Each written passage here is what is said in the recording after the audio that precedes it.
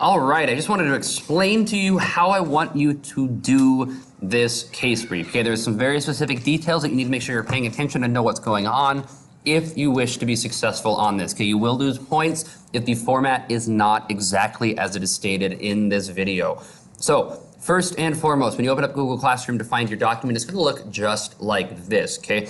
This picture that I have right here, just leave everything the same. You do not need to change that. Please do not change it.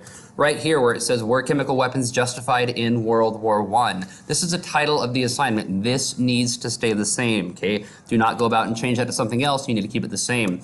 Right here where it says your name, simply replace that with your name, okay? So Matt Larson, right through there. Your class is simply going to be the class period you are in. So for example, 10A, and the date it is due is going to be posted here. I will tell you the due date in class, so don't worry about doing that portion right now, okay? So once that's all taken care of, woo, I went a little bit too far in this. There you go.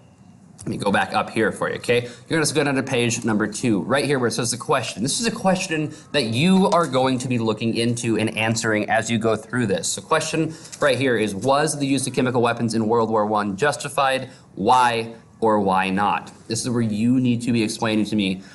This is simply the question you're looking at, okay? You do not change this at all. Leave this exactly as it is. You do not answer the question right here. You will answer the question farther down in reasoning. Next, you have the important terms. This is kind of like the vocab that you need to know if you want to be able to explain this. You need to explain to me what are chemical weapons, okay, in your own words. What is World War I in your own words, and what does it mean to be justified in your own words, okay? Right here under reasoning is where you're going to explain the answer to the question. Say, so chemical weapons were justified in World War I, and we know this because of this. So you're going to give me all the information you can possibly have, all the research you use and do and find to explain why you believe chemical weapons were justified or were not justified.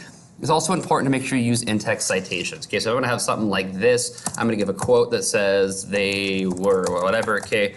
Keep going. Here's my quote as we're seeing it right here. Okay, make sure in-text citations. To do this, you need to have parentheses, or okay, the parentheses or the quotes right up there. Then you're going to go click parentheses or brackets, your source, just like that. Ooh, if I can spell source, there we go. Parentheses, then the punctuation, okay? That is the correct way to do in-text citations. You will lose points if it is not done in that correct format, so make sure you have it there. And then further down right through here, you need to put all your sources in correct APA or MLA format. Now, this is going to be based off of you and your opinion on whether or not you believe they were justified. Okay, I want you to think using the just war theory, using that kind of in the back of your mind to determine whether or not these were justified, and any other evidence you might find. Again, I've posted some stuff on Google Classroom as well, some kind of starting points for you to get your research on this. You do not need to stick to those. You can use additional research. It's just a place to start. We'll go over this in class. If you have any questions, please get a hold of me, comment down below, and have a good day.